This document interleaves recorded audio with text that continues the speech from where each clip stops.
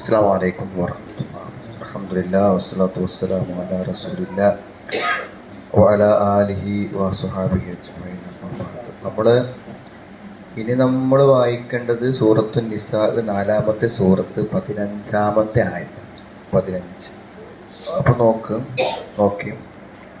أعوذ بالله من الشيطان الرجيم. بسم الله الرحمن الرحيم. واللاتي يأتين الفاحشة من نسائكم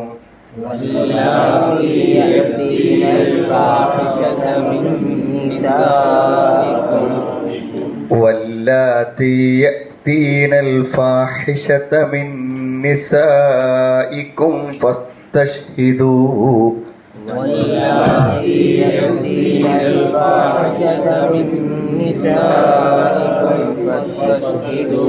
فاستشهدوا عليهن أربعة منكم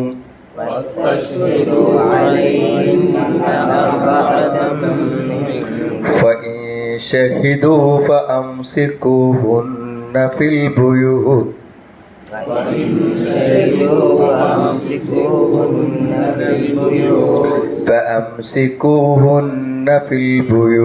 حتى يتوفاهن الموت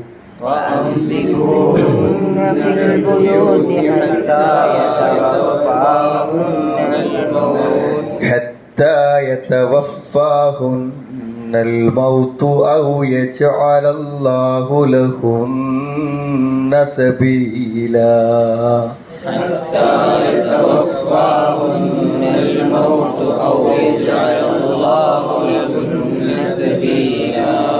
واللذان يأتيانها منكم فآذوهما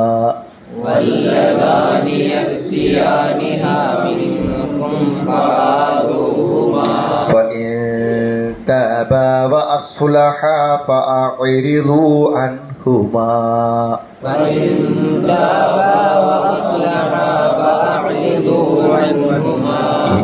إن الله كان توابا رحيما.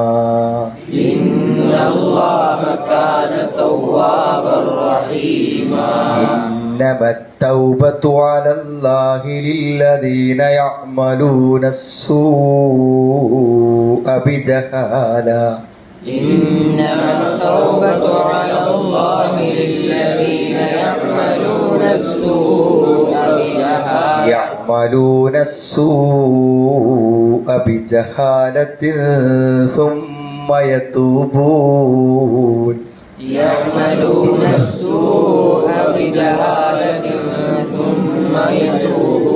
ثم يتوبون من قريب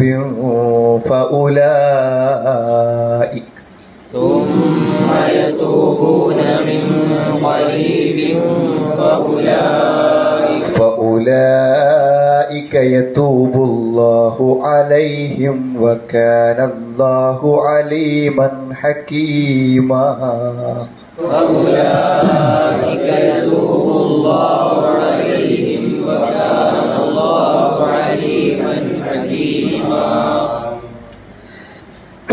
അപ്പൊ നോക്കി നമ്മൾ പിന്നെ 4 സാക്ഷികളുണ്ടെങ്കിൽ വ്യഭിചരിച്ച ആളെ എറിഞ്ഞു കൊല്ലണം എന്ന് ഇസ്ലാമിലൊരു നിയമമുണ്ട് എന്ന് നമുക്കറിയാം.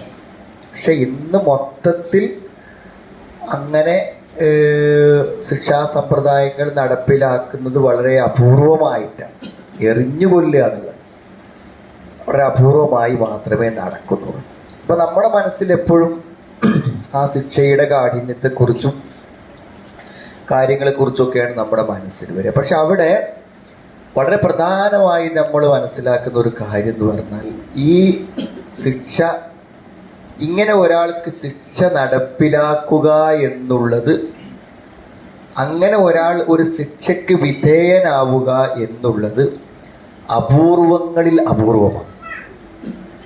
ഏറ്റവും വ്യാപകമായി നടക്കുന്ന ഒരു മഹാപാപമാണ് വ്യഭിചാരം. എത്രയോ ആളുകൾ ജീവിതത്തിൽ വളരെ മാന്യമായി ജീവിക്കുന്നു എന്ന് നമ്മൾ ധരിക്കുന്ന ബാക്കിയുള്ള കാര്യങ്ങളിലെല്ലാം സൂക്ഷ്മത പുലർത്തുന്നവരാണെങ്കിലും വ്യഭിചാരമെന്ന ഏറ്റവും മാരകമായ ഒരു മഹാപാതകത്തിൽ നിന്നും മാറി നിൽക്കുന്നവരെന്താണ് ഉണ്ട്. പക്ഷേ വളരെ അപൂർവമായി ആളുകളിൽ അത് സംഭവിക്കുന്നു എന്നുള്ളത് വളരെയധികം പ്രധാനപ്പെട്ട ഒരു കാര്യമാണ്. മറ്റു തിന്മകളെ അപേക്ഷിച്ച് ഇപ്പോൾ ഒരാൾ ഒരു കൊലപാതകം ചെയ്തു, അല്ലെങ്കിൽ ഒരാൾ മോഷ്ടിച്ചു, അതൊക്കെ നമുക്ക് ഗുരുതരമായ തെറ്റായിട്ട് തന്നെയാണ് നമ്മൾ മനസ്സിലാക്കണം.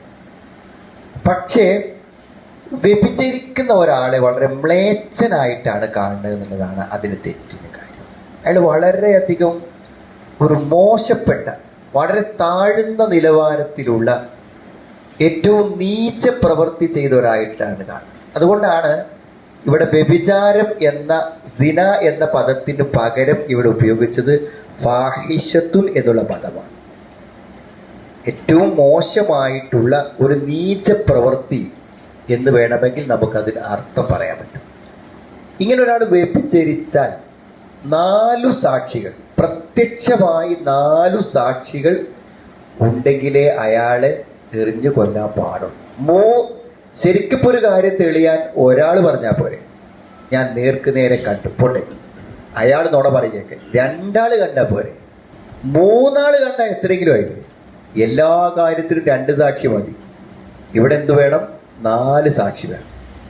അപ്പോൾ ഒരിക്കലും എന്തില്ല, 4 സാക്ഷികൾ കാണെ വളരെ സ്വകാര്യമായും രഹസ്യമായും ഒരാൾ ചെയ്യുന്ന, ആരും അറിയാതെ മാത്രം ചെയ്യുന്ന, ആരും അറിയില്ലെന്ന് ഉറപ്പാണെങ്കിൽ മാത്രം ചെയ്യുന്ന ഒരു കാര്യത്തിന് വേണ്ടത് എത്ര സാക്ഷിയാണ്? 4 സാക്ഷി. അപ്പം ഇത് മനസ്സിലാക്കേണ്ടത്, അങ്ങനെ 4 സാക്ഷികളോടുകൂടെ ഒരു വ്യഭിചാരം കണ്ടെത്തുക എന്നുള്ളത് വളരെ അപൂർവമായി, സംഭവിക്കില്ലെന്ന് തന്നെ വേണമെങ്കിൽ പറയാം, വേണമെങ്കിൽ തന്നെ അത് അപൂർവമായി മാത്രമേ സംഭവിക്കുള്ളൂ.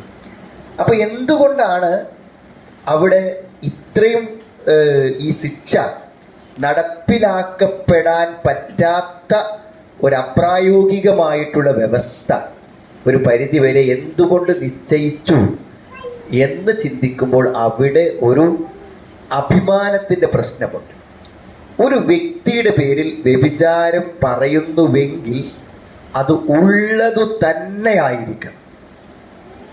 അതാണ് അള്ളാഹുവിൻ്റെ കർശനമായിട്ടുള്ള ഒരു നിയമം.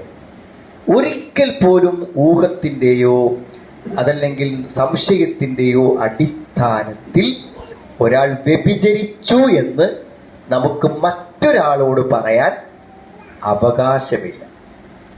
അങ്ങനെ പറഞ്ഞിട്ടുണ്ടെങ്കിൽ ഇവിടെ ഇസ്ലാമിക കോടതി ഉണ്ടോ, ശിക്ഷിക്കുണ്ടോ എന്നുള്ളതല്ല, നമ്മൾ അയാളെക്കാളും വലിയ കുറ്റക്കാരനാണ്. അതായത് നമ്മൾ വ്യഭിചാരം കണ്ടു, നമുക്കത് വ്യഭിചാരമാണെന്ന് ബോധ്യപ്പെട്ടു, പക്ഷെ നമുക്ക് നമ്മളല്ലാത്ത മറ്റൊരു വ്യക്തിയോട് അത് പറയണമെങ്കിൽ നമുക്ക് എന്ത് വേണം? 4 സാക്ഷി വേണം. അപ്പം 4 സാക്ഷികളില്ലാതെ പറഞ്ഞാൽ ഖദ്ഫ്, ആരോപണം പറഞ്ഞ ഒരാളായിട്ട് നമ്മളെ എന്ത് ചെയ്യും? പരിഗണിക്കും.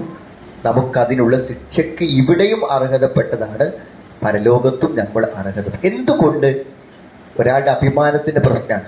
അപ്പം നമ്മൾ ചോദിക്കും, വ്യഭിചരിച്ചിട്ടില്ല അയാൾ, പിന്നെ ഇപ്പം അയാൾക്ക് എന്തിനാ അയാൾ അഭിമാനം കാത്ത് സൂക്ഷിക്കണത്? അയാൾ വ്യഭിചരിച്ചിട്ടുണ്ട്, അയാൾക്ക് തെറ്റ് പറ്റിയിട്ടുണ്ട്, പക്ഷെ അയാൾക്ക് തൗബക്ക് അവസരമുണ്ട്. ഇപ്പം നമ്മളൊക്കെ തെറ്റ് ചെയ്യാത്ത ആൾക്കാരാണോ? നമ്മളൊക്കെ തെറ്റ് ചെയ്യുന്നുണ്ടാവാം, പക്ഷെ ഇത് ആളുകൾ അറിയുന്നില്ല. നമ്മൾ പശ്ചാത്തപിക്കുന്നു, നമ്മൾ മാന്യന്മാരായി ജീവിക്കുന്നു. അതിൻ്റെ അർത്ഥം എല്ലാവരുടെയും തെറ്റ് മറച്ചു വെക്കാൻ അള്ളാഹു ചെയ്ത ഏറ്റവും വലിയ ഒരു നിബന്ധനയാണ് വ്യഭിചാരം പറയണമെങ്കിൽ എന്ത് വേണം? ആ വശത്തെ ആരും ചിന്തിക്കൂല. എറിഞ്ഞൊല്ലാൻ വേണ്ടി പറഞ്ഞില്ലേ എന്നാണ് എല്ലാവരും ആയത്തുനിന്ന് ചർച്ചയ്ക്ക് എടുക്കുക. 4 സാക്ഷി വേണമെന്ന് പറഞ്ഞതാണ് അതിലെ ഏറ്റവും വലിയ സിദ്ധാന്തം. ഇപ്പം നമ്മൾ പലപ്പോഴും എന്ത് ചോദിച്ചാൽ ഭാര്യനെ കുറിച്ച്, ഭർത്താവിനെ കുറിച്ച്, എല്ലാവരെ കുറിച്ചും എന്ത് ചെയ്യും? ഈ സംശയങ്ങൾ വെച്ചിട്ട് പറയും, നേർക്ക് മുഖത്ത് നോക്കി ചോദിക്കുകയും ചെയ്യും. നിങ്ങൾ അങ്ങനെ ചെയ്തില്ല, നിങ്ങൾ അങ്ങനെ പോയില്ല, നിങ്ങൾ ഇങ്ങോട്ടല്ലേ പോയിന്ന് എന്ന് ചോദിക്കും. എന്ത് തെളിവാണുള്ളത്? മനസ്സിലായി? എന്ത് തെളിവാണുള്ളത്? ഒരു തെളിവില്ല. ഇപ്പം നമ്മൾ ഒരിക്കലും ഒരു തെളിവില്ലാതെ പറയാൻ പറ്റുന്ന ഒരു കാര്യം അല്ല. അതുകൊണ്ട് ഒരു മനുഷ്യന്റെ അപമാനിതനാക്കുന്ന ഏറ്റവും വലിയ ഒരു ഫാഹിഷത്തായ ഏറ്റവും വലിയൊരു തെറ്റിൽ പോലും അയാളുടെ അഭിമാനത്തെ സംരക്ഷിക്കുവാനുള്ള ഒരു പരിഗണന ആ നിയമത്തിൽ പോലും ഉണ്ടെന്നതാണ് വസ്തുത. നമ്മൾ മനസ്സിലാക്കേണ്ട ഒരു കാര്യം. പിന്നെ ഇത്തരം തിന്മകൾ പ്രവർത്തിക്കുന്നവരോട് വളരെ ശക്തമായ സമീപനങ്ങൾ തന്നെയാണ് സ്വീകരിക്കേണ്ടത്. അതിലൊന്നും യാതൊരു സംശയവും ആ കാര്യത്തിലില്ല. അത് വളരെ കൃത്യമായിട്ട് എന്ത് ചെയ്യുന്നുണ്ട്, ഈ ആയത്തിൽ അള്ളാഹു പറയുന്നുണ്ട്. നമ്മളിങ്ങനെ ഒന്നിങ്ങനെ വായിച്ചു പോയി നോക്കാം. വല്ലാത്തി യഅ്തീനൽ ഫാഹിഷത മിൻ നിസായിക്കും, നിങ്ങളുടെ സ്ത്രീകളിൽ നിന്നും നീചവൃത്തി ചെയ്യുന്നവർ ആരോ അവർ. ഇപ്പോൾ ഒരു സ്ത്രീ എന്താണ്? വ്യഭിചാരം. ഫാഹിഷത്ത് എന്നുള്ളതുകൊണ്ട് ഇവിടെ ഉദ്ദേശിക്കുന്നത് എന്താണ്? വ്യഭിചാരം. അസ്സിന വവസഫഹ ബിൽ ഫാഹിഷ ലിശനാഅതിഹാ വഖുബിഹ, അത്രയും മോശപ്പെട്ട ഒരു നീച പ്രവൃത്തി ആയതുകൊണ്ടാണ് സിന എന്ന വാക്കിന് പകരം അള്ളാഹു ഇവിടെ ഫാഹിഷത്ത് എന്ന വാക്ക് ഉപയോഗിച്ചിട്ടുള്ളത്. അങ്ങനെ അതാരെങ്കിലും ചെയ്താൽ ഫസ്തശ്ഹിദൂ അലൈഹിന്ന അർബഅത്തം മിൻകും, 4 പെണ്ണ് ഉണ്ടായാലും പറ്റൂല, 3 ആണും കണ്ട് ഒരു 4ാമത്തെ പെണ്ണ് ഉണ്ടായാലും പറ്റൂല. മനസ്സിലായില്ലേ? 4ഉം ആരെന്നെ കാണണം? ആണുങ്ങൾ തന്നെ കാണണം. ആണ് സാക്ഷി. അർബഅത്തും മിൻകും ഐ അർബഅത്തം മിൻ റിജാലിക്കും, നിങ്ങളിൽപ്പെട്ട 4 പുരുഷന്മാർ. 4 പുരുഷന്മാർ എന്താണ്? അതിലെന്താണ്? ഇസ്തഷദാന സാക്ഷിയായി കൊണ്ടുവരിക. വസ്തഷിദു, നിങ്ങൾ സാക്ഷിയായി കൊണ്ടുവരണം. അലൈഹിന്ന, അവരുടെ മേൽ, അവർ ചെയ്ത തെറ്റിന് സാക്ഷിയായി നിങ്ങൾ കൊണ്ടുവരണം. അർബഅത്തം മിൻകും മിൻ റിജാലിക്കുമുൽ മുഅ്മിനീൻ, വിശ്വാസികളായിട്ടുള്ള 4 പുരുഷന്മാരെ നിങ്ങൾ കൊണ്ടുവരണം. അങ്ങനെ കൊണ്ടുവന്ന് അത് തെളിഞ്ഞാൽ എന്താണ്? ഫഇൻ ഷഹിദു, ഇനി അവർ സാക്ഷ്യം വഹിച്ചു കഴിഞ്ഞാൽ ഫഅംസികൂഹുന്ന ഫിൽ ബുയൂത്ത്. ഇവിടെ ഒരു വ്യാഖ്യാനം ആവശ്യമുണ്ട്. ഇവിടെ എറിഞ്ഞു കൊല്ലുന്നതിനെ കുറിച്ച് പറയണില്ല, സൂചന ഉണ്ട്, ഇവിടെ പറയണില്ല. അപ്പോൾ പണ്ഡിതന്മാരുടെ അഭിപ്രായം എന്താണെന്ന് വെച്ചാൽ, സൂറത്തുൻ നൂറിലെ ആയത്ത് ഇറങ്ങുന്നതിന് മുമ്പ് സൂറത്തുൻ നൂറിലെ വചനം, ഈ പിന്നെ വിവാഹം കഴിച്ചവനാണെങ്കിൽ അയാൾ എറിഞ്ഞു കൊല്ലണം, അത് ഖുർആനിൽ നിന്ന് കിട്ടില്ല, ഹദീസിൽ നിന്ന് കിട്ടും. അല്ലെങ്കിൽ എന്ത് ചെയ്യണം?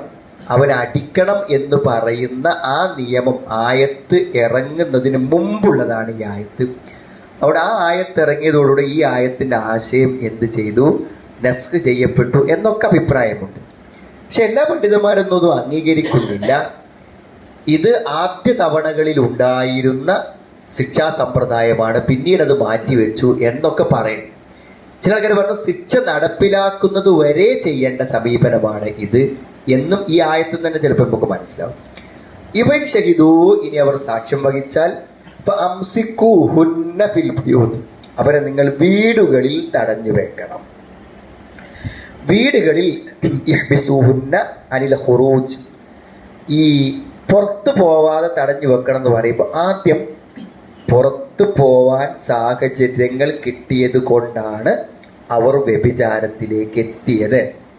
അതുകൊണ്ട് വ്യഭിചാരത്തിലേക്ക് എത്തുന്ന സാഹചര്യങ്ങളെ തടസ്സപ്പെടുത്തുക എന്നതാണ് വീടുകളിൽ തടഞ്ഞു വെക്കണം എന്ന് പറഞ്ഞതിൻ്റെ ഒരു പ്രധാനപ്പെട്ട ലക്ഷ്യം. അതാണ് ഇവിടെ വിശദമായി പറയുന്നുണ്ട്. എന്താ? ഏതൊരു തെറ്റും ഒരാൾ പിൻവാങ്ങണം എന്നുണ്ടെങ്കിൽ ആദ്യം അയാളുടെ സാഹചര്യങ്ങൾ ഇല്ലാതാക്കാണ് വേണ്ടത്. പണ്ട് കാലത്തൊക്കെ ആൾക്കാർ പേടിയായിരിക്കും സിഗരറ്റ് ഒക്കെ. അപ്പോൾ എന്തുകൊണ്ടാണ് അയാൾ സിഗരറ്റ് വലിച്ചത്? അയാളുടെ കൂടെയുള്ള ഒരാൾ സിഗരറ്റ് കത്തിച്ചു വലിച്ചപ്പോൾ അയാൾ വലിച്ചു. അതല്ലാതെ ഒരു സിഗരറ്റ് വലി തുടങ്ങണമല്ലോ എന്ന് വിചാരിച്ചു ഒരുത്തർ 10 റുപ്യ ഇട്ട് വിചാരിച്ചിട്ട് 10 റുപ്യ സംഘടിപ്പിച്ചിട്ട് അയാൾ കടയിൽ പോയി വാങ്ങിക്കൊടുന്ന് വലിച്ചതല്ല. എല്ലാ തിന്മകളുടെയും ആദ്യത്തെ ഡോസ് ഫ്രീ ആയിരിക്കും. ആദ്യത്തെ ഡോസ് ഫ്രീ ആയിരിക്കും. അതും അങ്ങനെ സുഹൃത്തുക്കൾ കൊടുക്കും. അപ്പം സാഹചര്യങ്ങൾ ഇല്ലാതാക്കുമ്പോൾ മാത്രമേ ഒരു തെറ്റ് ഇല്ലാതാകുന്നുള്ളൂ. ഇപ്പം നമ്മുടെ മക്കളാണ്, ഇനി ഭർത്താക്കന്മാരല്ല ഭാര്യമാർ, ഞാൻ ഇനി ചെയ്യൂല, ഇത് സംഭവിച്ചു പോയി ഒക്കെ ആത്മാർത്ഥമായിട്ട് പറയണതാണ്, കരഞ്ഞു പറയുകയാണ്. പിന്നെ 2 മാസം കഴിയുമ്പോൾ അതന്നെ ചെയ്തിട്ടുണ്ടാവും. എന്താ കാരണം? അയാൾക്ക് ആ സാഹചര്യം കിട്ടിയാൽ അയാളോട് പോവും. അതാണ്. അപ്പൊ ആ സാഹചര്യങ്ങൾ ഇല്ലാതാക്കാനാണ് എന്ത് പറഞ്ഞത്? ഏതുവരെ? അവർ മരിക്കണത് വരെ പിന്നെ പുറത്തേക്ക് വിടരുത്. മരിക്കണത് വരെ പിന്നെ പുറത്തേക്ക് വിടരുത്. അങ്ങനെയൊക്കെ ചെയ്യാൻ പറ്റൂ? എന്താ ആളുകൾ വ്യഭിചരിക്കാൻ പറ്റൂ? ആരും ചോദിക്കൂല. അങ്ങനെയൊക്കെ ചെയ്യാൻ പറ്റുള്ളൂ. ഒരു ഭർത്തൃമതിയായി ഭർത്താവിൻ്റെ കീഴിൽ ജീവിക്കുന്ന ഒരു സ്ത്രീ അല്ലെങ്കിൽ ഒരു ഭാര്യയുള്ള ഒരു പുരുഷൻ ഇത് ചെയ്യാൻ പാടുണ്ടോ? അത് ചോദ്യമല്ല. എന്താ ചോദ്യമുള്ളത്? മരിക്കണത് വരെ വീട്ടിലിങ്ങനെ നിർത്തേ, പുറത്തേക്ക് വിടാതെ. അതാ ചോദിക്കുക. അതെപ്പോഴേ വേണ്ടുള്ളൂ. എല്ലാ പെണ്ണുങ്ങളെയും മരിക്കണത് വരെ വീട്ടിൽ നിർത്താൻ പാടില്ല. എന്ത്? 4 ആളുകൾ കാണുകെ ഒരു വ്യഭിചാരം നിർവഹിച്ച ഒരു സ്ത്രീയെ പിന്നെ നിങ്ങൾ പുറത്തു പോകാൻ എന്താകരുത്? അനുവദിക്കരുത്. കാരണം ആ തെറ്റ് അവർ ചെയ്ത് ഇനിയും അവർ കുറ്റക്കാരി ആയി അവർക്ക് പരലോകം നഷ്ടപ്പെട്ടു പോവാതിരിക്കാൻ അവരെ നിങ്ങൾ എന്ത് ചെയ്യണം? ഇപ്പം നമ്മൾ ഏതൊരു പണിഷ്മെൻറ്റും, തെറ്റിന് നേരെ നൽകുന്ന ഏതൊരു പണിഷ്മെൻറ്റും നമ്മുടെ ദേഷ്യത്തിൻ്റെയോ പ്രതികാരത്തിൻ്റെയോ ഭാഗമല്ലാതെ നൽകുന്ന ഏതൊരു പണിഷ്മെൻറ്റും, പ്രത്യേകിച്ചും രക്ഷിതാക്കൾ എന്നുള്ള ഏതൊരു പണിഷ്മെൻറ്റും, അത് ആർക്ക് വേണ്ടിയാണ്? ഈ തെറ്റു ചെയ്യുന്ന വ്യക്തിക്ക് വേണ്ടിയാണ്. അപ്പം അയാളുടെ സംരക്ഷണത്തിനാണ് ഈ നിയമം അങ്ങോട്ട് പറഞ്ഞയക്കരുത് എന്ന് പറഞ്ഞത് അതിൻ്റെ അടിസ്ഥാനത്തിലാണ്. ഹത്താ യതവഫാഹുന, അവർ മരിക്കുന്നത് വരെ എന്നാണ് കേട്ടോ. ഹത്താ യതവഫാഹുനൽ മൗത്ത്, അവരെ മരണം പൂർണ്ണമായി ഏറ്റെടുക്കുന്നത് വരെ, മരണം അവരെ പൂർണ്ണമായും ഏറ്റെടുക്കുന്നത് വരെ എന്താവരുത്? അവരെ നിങ്ങൾ പുറത്ത് വിടരുത്, വീട്ടിൽ എന്ത് ചെയ്യണം? തടഞ്ഞു വെക്കണം എന്നാണ്.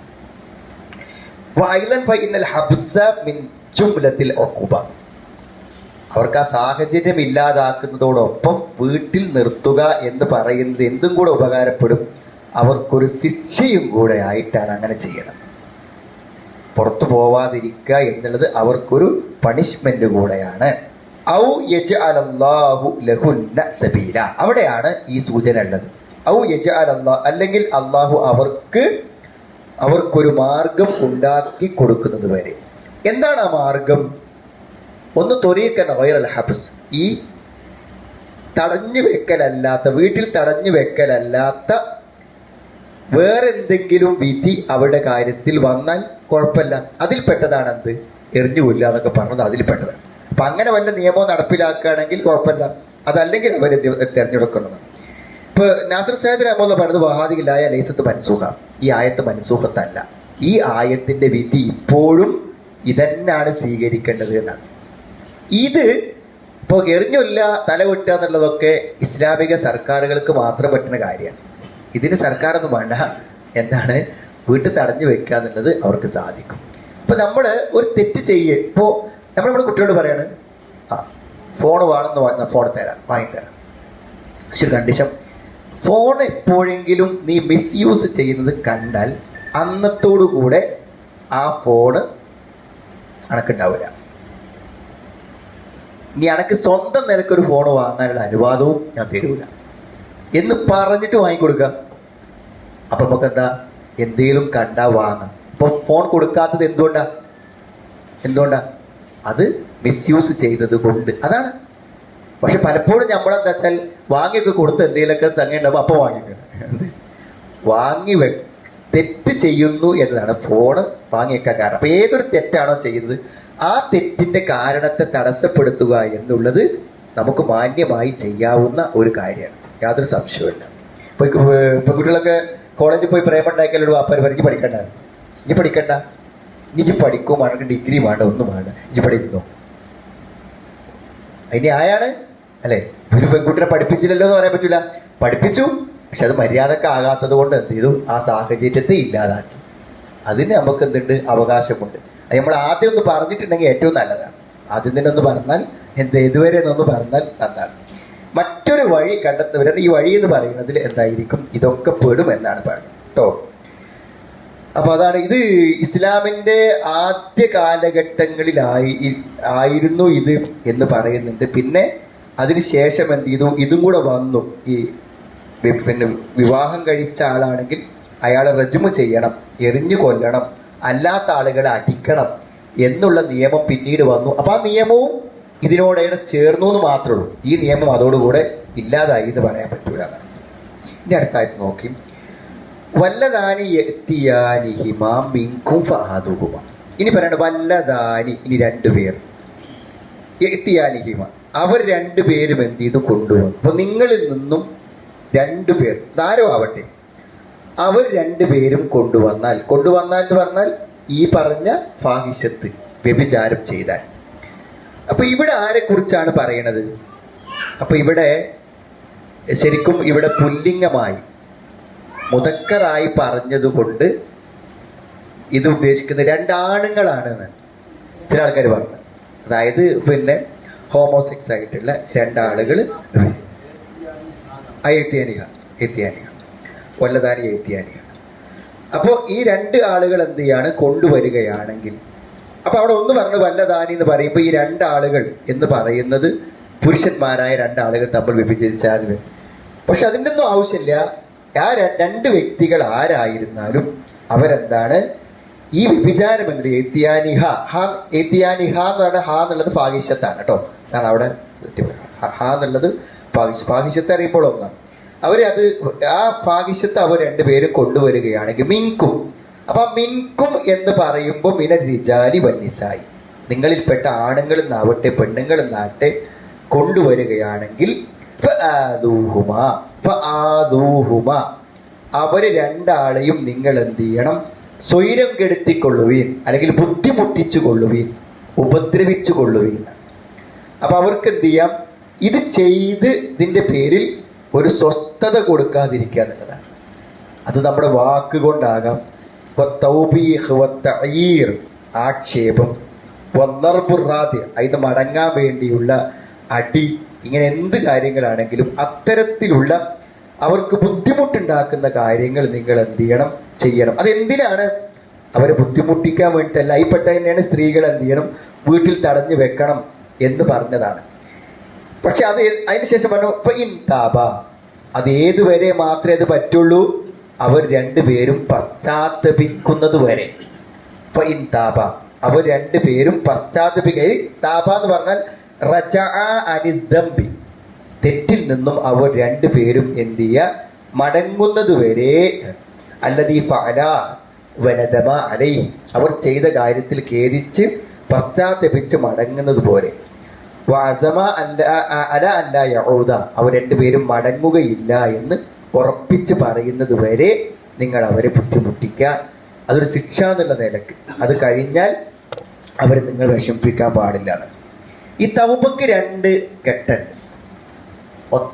നിബന്ധനകളല്ല പറഞ്ഞിട്ടോ.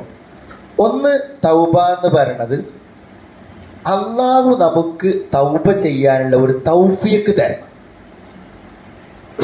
ഞാൻ തെറ്റ് ചെയ്തു പോയി, എനിക്കതിന് തീരം പശ്ചാത്തപിക്കണം എന്നുള്ള മനസ്സ്. തൗബ ചെയ്യാനല്ല പണി. അപ്പൊ എത്രയോ തെറ്റ് ചെയ്യുന്ന ആളുകളൊന്നും മടങ്ങിയെങ്കിൽ എന്ന് നമ്മൾ ആഗ്രഹിക്കുന്നുണ്ട്. മക്കൾ അങ്ങനെ ആകാൻ, അല്ലെങ്കിൽ ഭർത്താവ് അങ്ങനെ ആകാൻ, വാപ്പ എങ്ങനെ ആവാൻ ഇവിടെ ആഗ്രഹിക്കും. പക്ഷെ അവർക്കൊരു മനസ്താപം ഉണ്ടാണ്.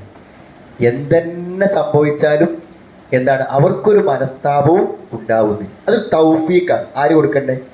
തൗബ ചെയ്യാനൊരു തോന്നലുണ്ടല്ലോ, അത് ആദ്യം അള്ളാഹ് കൊടുക്കണം, ആ തൗഫീഖ്. പിന്നെ തൗബ ഉണ്ടായി കഴിഞ്ഞാൽ അതിനെ സ്വീകരിക്കുക. ഇത് രണ്ടും വെച്ചിട്ടാണ് അള്ളാഹിനെ തവ്വാബ് എന്ന് പറയുന്നത്.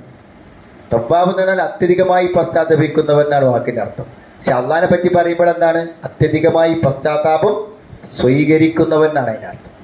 അപ്പൊ അള്ളാഹുവിൻ്റെ പശ്ചാത്താപം സ്വീകരിക്കലിൻ്റെ രണ്ടു കാര്യം. ഒന്ന്, ഒരു തെറ്റ് ചെയ്യുന്നവർ തൗബ ചെയ്യണമെന്ന ഒരു മനോഗതി ഉണ്ടാക്കുക. എത്ര വലിയ ഭാഗ്യമാണ്. അത് കഴിഞ്ഞിട്ട് ആ തൗബ ചെയ്താൽ അത് അവരിൽ നിന്നും എന്ത് ചെയ്യുക, സ്വീകരിക്കുക. ഈ രണ്ട്. എന്നിട്ട് എന്ത് ചെയ്യണം, വഅസ്ലഹ. ഇത് എല്ലാ സ്ഥലങ്ങളും നമ്മൾ കാണുന്ന കാര്യം.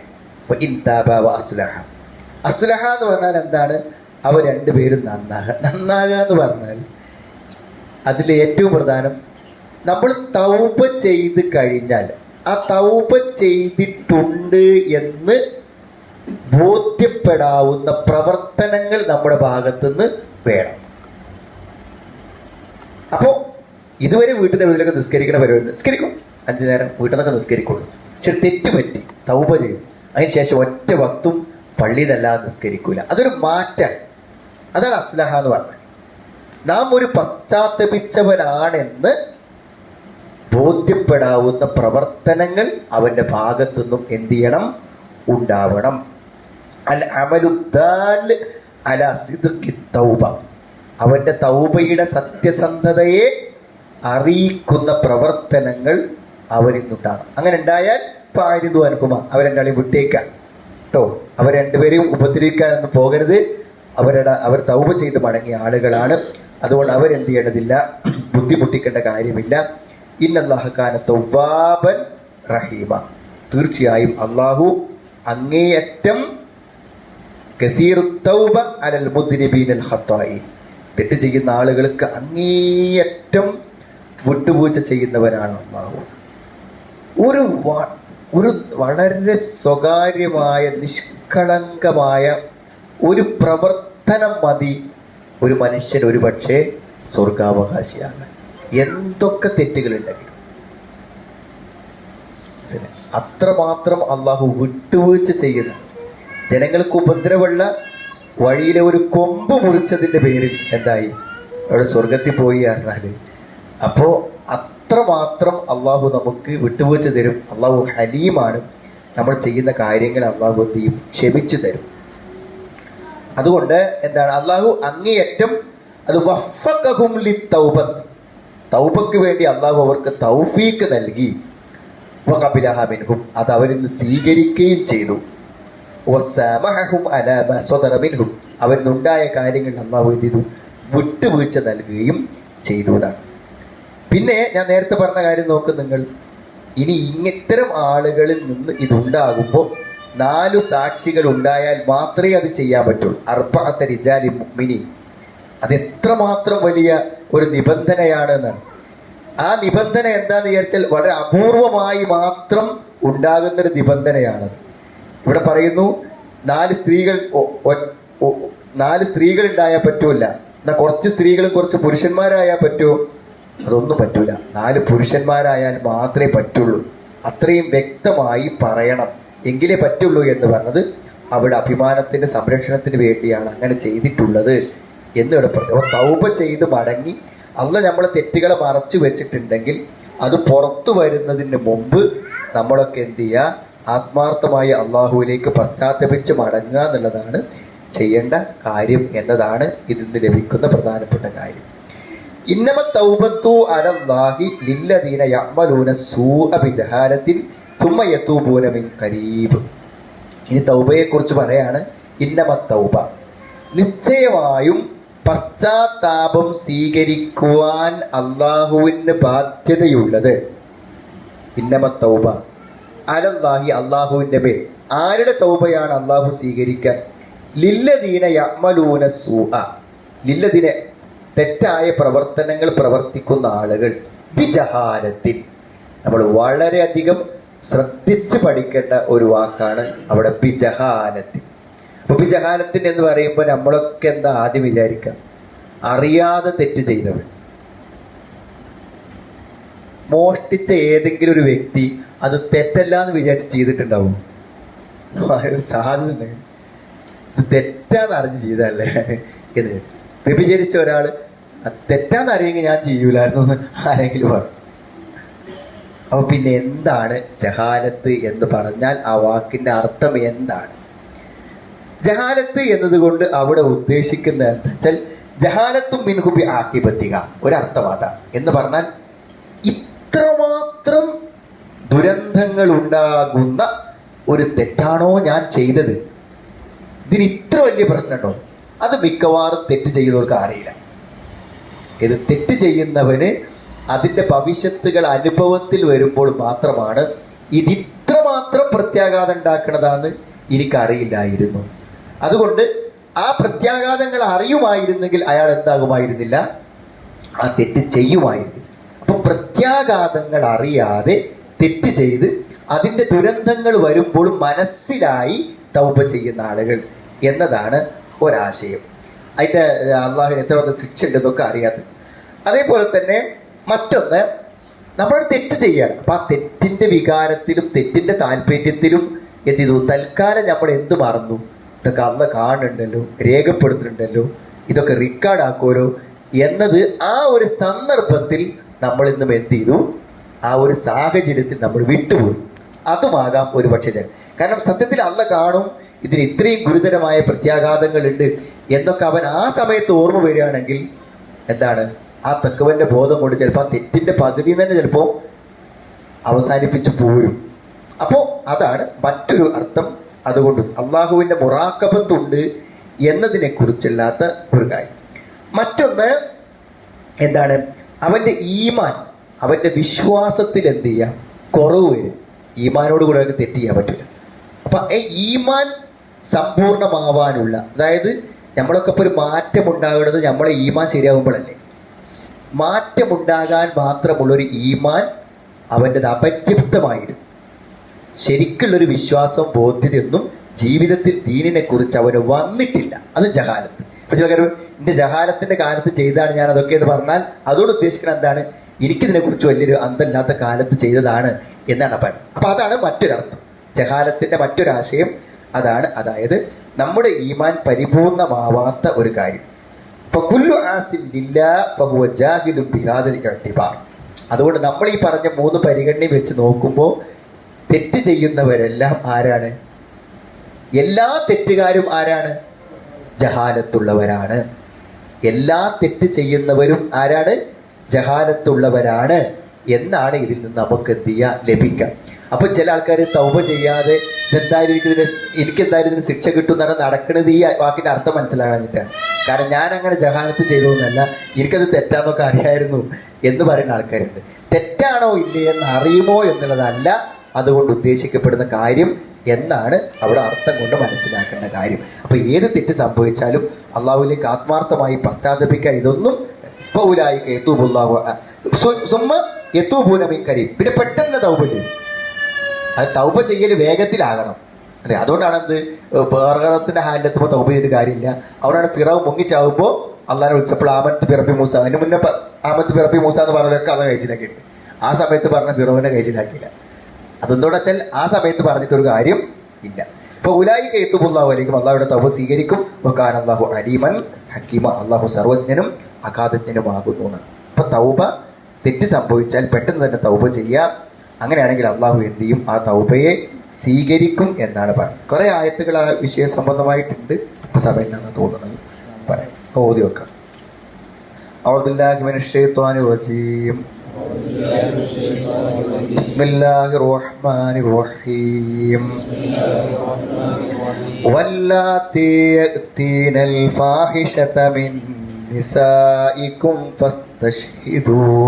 واللاتي يأتين الفاحشة من نسائكم فاستشهدوا عليهن 4 منكم فإن شهدوا فأمسكوهن في البيوت حتى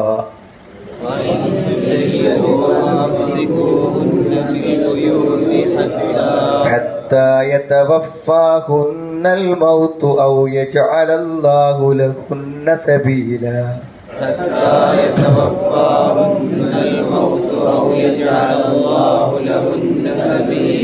واللذان يأتيانها منكم فآذوهما.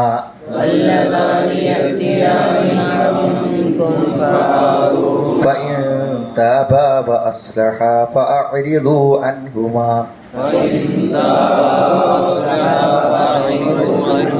إن الله كان توابا رحيما.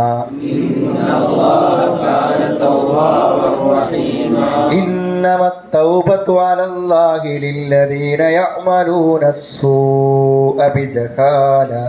إنما التوبة على الله للذين يعملون السوء بجهالة ثم ثم يتوبون من قريب فأولئك يتوب الله عليهم وكان الله عليما حكيما. അടുത്ത ആയത്ത് ക്ലാസ്സിൽ സുബ്ഹാനല്ലാഹി വബിഹംദിഹി അഷ്ഹദു അൻ ലാ ഇലാഹ ഇല്ല അൻത അസ്തഗ്ഫിറുക.